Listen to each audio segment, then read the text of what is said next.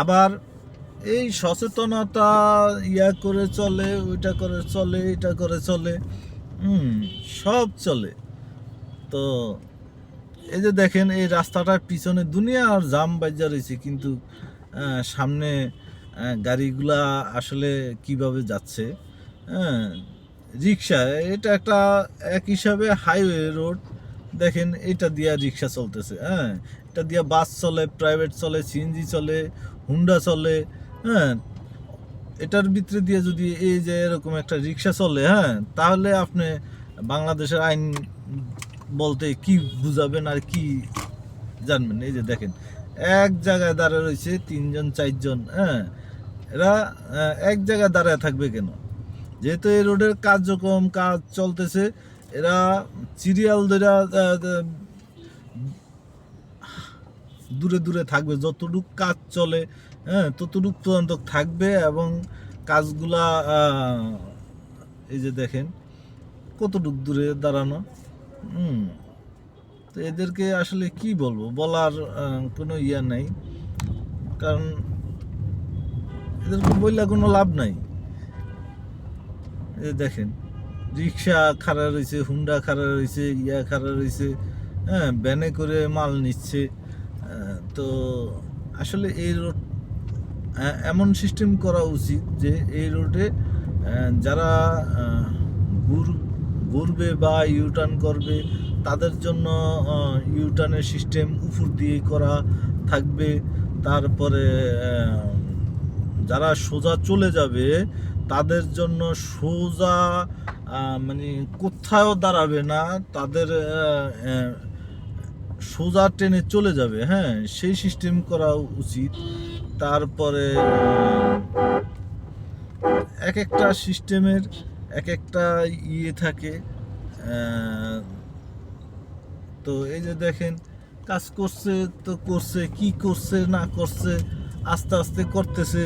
হ্যাঁ, আমার কথা হলো যে বাংলাদেশে আসলে আমরা ইয়েগুলা করি, কিন্তু আমাদের নিয়ন্ত্রণগুলা থাকে না, ইয়া থাকে না, কোনো কিছু ইয়ে থাকে না।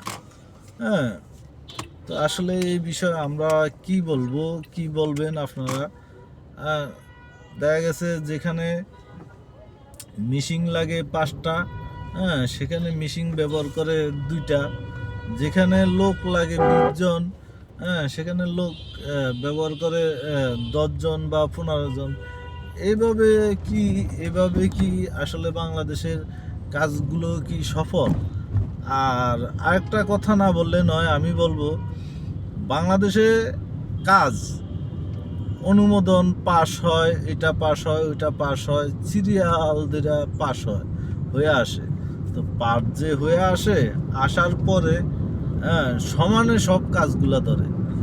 তো আসলে সমানে কাজগুলা ধরার তো কথা না, কারণ কাজ ধরা উচিত এমনভাবে যে কয়টা কোম্পানি বা একটা কোম্পানিকে কাজ দিলে একটা কোম্পানিকে কাজ দেওয়া হবে না। হ্যাঁ, আর বাংলাদেশে যে কটা ট্রেড লাইসেন্স আছে, লাইসেন্সদারি লোক আছে, এই রাস্তাঘাটের কাজ করে, হ্যাঁ, আমি মনে করি যে সকলকে একটা কাজ দেওয়া উচিত,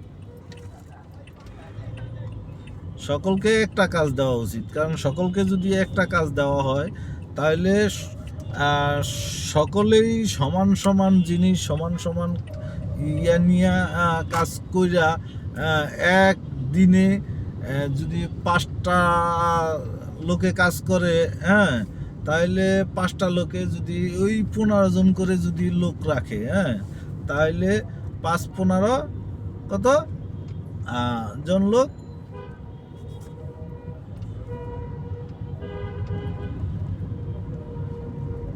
50 জন, আর এখানে 75 জন মনে হয়, ওইখানে 25 জন আসে, 75 জন, 5-15 75 জন, ঠিক আছে।